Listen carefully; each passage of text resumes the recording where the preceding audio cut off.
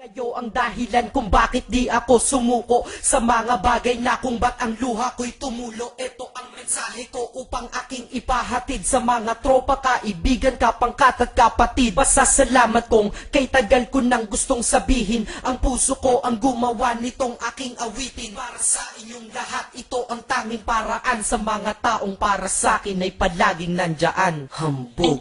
Kayo ang dahilan kung bakit di ako sumuko sa mga bagay na kung ba't ang luha ko'y tumulo. Ito ang mensahe ko upang aking ipahatid sa mga tropa, kaibigan, kapangkat at kapatid. Pasasalamat kong kay tagal ko nang gustong sabihin, ang puso ko ang gumawa nitong aking awitin. Para sa inyong lahat, ito ang tanging paraan sa mga taong para sa akin ay palaging nandyan. Upang ako'y mabigyan ng kalakasan ng loob at manatili na nakatayo at di patataob na kahit na anumang pagsubok na nagdadatingan. Di ako takot pagkat alam kong may malalapitan. Pag ako ay mayroong problema na dinadala, akala ko ako'y nag-iisa, ngunit hindi pala. Alam nyo ba kung bakit?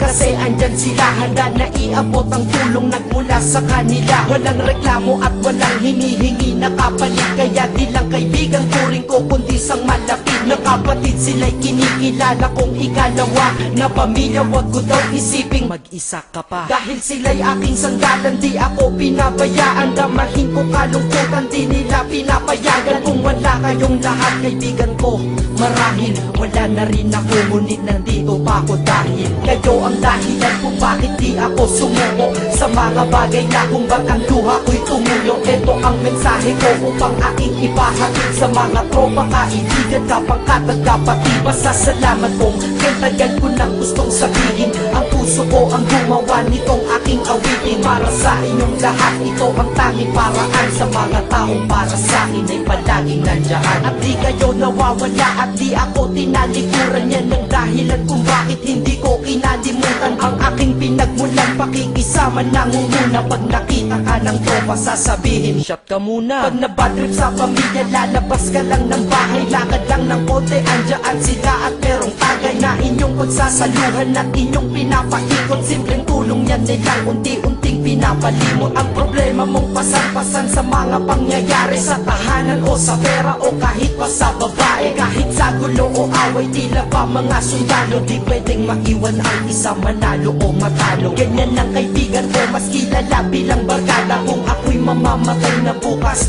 ako'y handa na. At kung may ikalawang mundo o buhay para sa'kin, sana magiging tropa ko kayo pa rin. Kayo ang dahilan kung bakit di ako sumuko sa mga bagay na kung ba't ang luha ko'y tumulo. Ito ang mensahe ko upang aking ipahatid sa mga tropa, kaibigan, kapangkat at kapatid. Pasasalamat kong kay tagal ko nang gustong sabihin, ang puso ko ang gumawa nitong aking awitin. Para sa inyong lahat, ito ang tanging paraan sa mga taong para sa akin ay palaging nandyan. Kaya ako'y kontento na dahil kayo'y naging parte ng buhay ko. Sa kabutihan nyo, paano ko gagante? Magkatawagan ng mga tropa, kita-kita lang sa kanto. Pagkatapos didiskarte ng pitselyosi at baso, papaikot ang sombrero para mag-ambag ang tropa. Kahit 20 pwede na, basta lamang makatoma.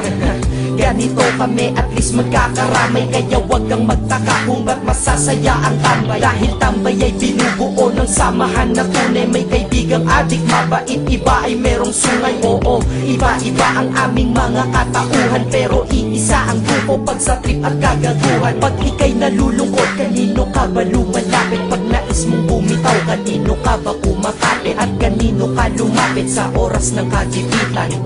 San pa ba? Diba sa kaibigan? Kayo ang dahilan kung bakit di ako sumuko sa mga bagay na kung ba't ang luha ko'y tumulo. Ito ang mensahe ko upang aking ipahatid sa mga tropa, kaibigan, kapangkat at kapatid. Pasasalamat kong kay tagal ko nang gustong sabihin, ang puso ko ang gumawa nitong aking awitin. Para sa inyong lahat, ito ang tanging paraan sa mga taong para sa akin ay palaging nandyan. Salamat.